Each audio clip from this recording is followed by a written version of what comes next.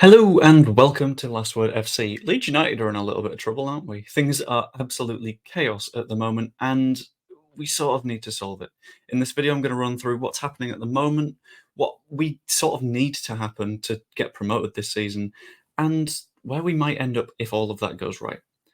Anyway, let's get into it. First of all, we've got to talk about where we are right now. It's a really awful situation for the club to be in. We've got Willie Gnonto trying to force a move. We had Tyler Adams trying to force a move. We still don't fully know what's going on with Luis Sinisterra because that feels like a Tyler Adams situation. It sounded like Adams got his release clause triggered before the deadline, and then he was insisting that, in fact, he could leave, and then he ended up negotiating a slightly higher fee. Now, Luis Sinisterra looks very similar. There's the same sort of dispute going on there, and that means that he could also leave, which is not ideal. The club's results also haven't been great. No wins yet, other than if you count Shrewsbury, which I didn't manage to see any of because it wasn't broadcast, because it didn't matter. Yeah, got Salford coming up. We might actually win that one, but who knows? We sort of need to get a little bit of momentum going on the pitch and off the pitch alike. However, then it goes down to what we sort of need to do in order to improve, because there's a hell of a lot of places we need to do so. The first of which is controlling the outgoings. We sort of managed to do that with Tyler Adams. It was a £20 million release clause situation. We ended up holding on to him just long enough to squeeze another £3 million and some add-ons out of it. And I think that's what we need to do in order to really succeed in this transfer window. We need to gain a little bit more control over the narrative. We've lost a lot of players to clauses that sort of dragged the way that we were able to run recruitment out of our own hands. And with all the clauses having expired, we've got an opportunity to sort of grab the narrative again. Willie Gnonto is the perfect example of that, saying that he's not going to go. It's going to take a massive fee in order to move him out of Leeds United. Admittedly, it could be tough for him to find a way back into the squad, considering all that's happened so far, but he could do if it all works out the right way. In terms of controlling the outgoings, we've also got to keep an eye on Luis Sinisterra. I don't know if there's many other rumours for our players, but that's because we don't have that many left. And on that note, we need to get started with players coming in. We've had a couple. We've had Ethan Ampadu, we've had Joe Rodon, had Carl Darlow. Outside of that, there's not been too much happening, and it's a real squeeze on the team. We're down to players like Jamie Shackleton at right wing, when he's not even a right back, he's a central midfielder. So now he's a centre mid that's been forced into right back, that's been forced onto the wing. It's not ideal. And there's a lot of places where we need to do some work. One of the areas that we don't is in goal. Got Ilan Meslier, got Carl Darlow. It's starting to look like Meslier won't leave unless you get something like a Chelsea looking for a backup, or Real Madrid for some reason losing their minds. I think we'll keep Meslier and Darlow, and that's a nice two that are competing against one another. Even if we were to lose Meslier, I think Klaasen's a decent enough backup goalkeeper for this level, but we'll find out. In defence, there is a lot more work to do. The first of which is a position we have been screaming out for years on end.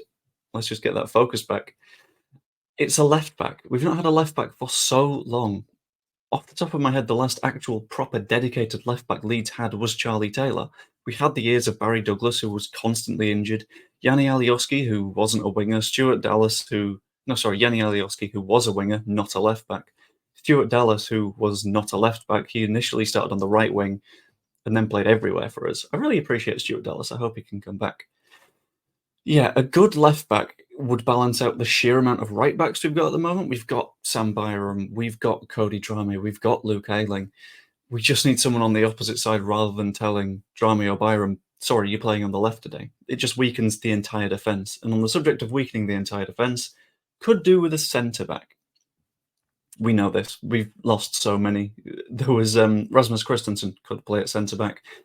Max Vuber was a centre-back, Diego Llorente, Robin Koch, all centre-backs. We've lost 4. We've brought in Joe Rodon, and technically we've regained Charlie Cresswell, but that one doesn't really count so well. Ampadu can also play at centre-back, but that loses our only real remaining holding midfielder.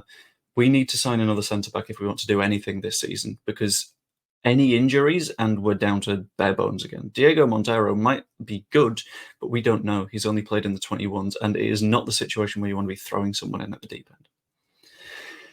Now, on the subject of positions that need a hell of a lot of work, midfield is... I don't know why the camera keeps doing this. I will fix it.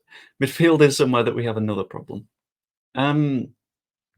Defensive midfield, I thought we were okay when we had Ampadu and Adams. because they could both do the same job and they could do it effectively. But now we've lost Adams.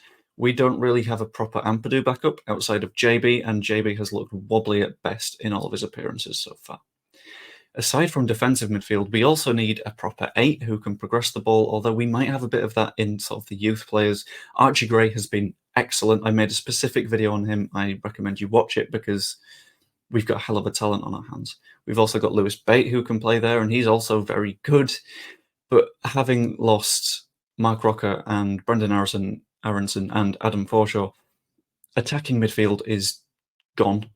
Defensive midfield is also gone. We're having to play Jan Paveda as a number 10, so we sort of need an attacking midfielder and a defensive midfielder just to properly shore everything up. I think if everyone's fit, Rutter can play as a 10. I think that's where he plays best. But that's assuming that we have a number 9 and aren't forcing Rutter to play as a 9 out of position again. We've needed a number 9 for a while. Rodrigo was fantastic last season, but he was always injured. Bamford was always injured. Joe Gelhardt isn't a proper 9. Rutter is not a proper 9. And it's just a sort of spiraling issue of everyone has to play out of position because we've got 2 or 3 spots, left back, centre forward, that no one is playing in consistently. A proper number 9, like the likes of Joel Pirro, who is not going to come at this point, but we've been in conversations for the likes of Cameron Archer, apparently, would just save the squad so much across the entire team rather than just at centre forward. And outside of having to buy players, there's something that we as fans, I feel like, have to do, and we've been doing quite well at it so far, and that is focus on the positives. We've got a manager that can make a real difference with a squad that's really threadbare at the moment. We've deserved to beat the likes of Cardiff. Well, not really. That one was a little bit of a sad match, but we probably deserved the win against West Brom, considering they punched the ball in. We probably deserved something a little bit more against, was it Birmingham in the first week? And we could just focus on all the negative stuff and say, Nonto can leave forever. I hope he gets massively injured. Or we could focus on the positives and foster some attitude around the club that says, we're going to get promoted. We just need to sort of back it. If we want to turn on the club, can we do it after the end of the transfer market, please? Just because it's something that we've become equally aware of over the past couple of years, that an angry and annoyed Elland Road is a situation in which players do not thrive. We've seen Bamford, since the crowds came back, sort of losing his flow. Admittedly, he also got injured, but there's a pretty good chance of the crowd on various players' backs, and that's something that should be avoided if we can. Focus on the positives, because it's just nicer to be happy as well, isn't it, you know? Anyway, at the end of the day, where do we end up? And that is impossible to say. If we have a good window, there's no reason that we can't push for automatic promotion. We're only 3 games into the season. We've not dropped that many points. Admittedly, it's more than we would have liked to, but there's plenty of space to push onwards and grab that spot. Ideally, playoffs is the minimum, but even this squad, I think, can push for fighting for playoff contention. It's just those key additions that we need, and then we'll really start to make a difference in the league. Admittedly, the likes of Daniel Farke said that it could be a 2-year rebuild process that requires getting players, bedding them in, and then really fighting for it next season. But I think we've got a hope this year. Anyway, hope you enjoyed. Let me know what you think. Subscribe if you are not yet. It's hugely appreciated. And give that Archie Gray video a watch. I really enjoyed making it, and I think you'd really enjoy watching it. If you're in an angry mood, there's one for Victor Orta as well. That is a banging watch. Anyway, hope you enjoyed. See you later.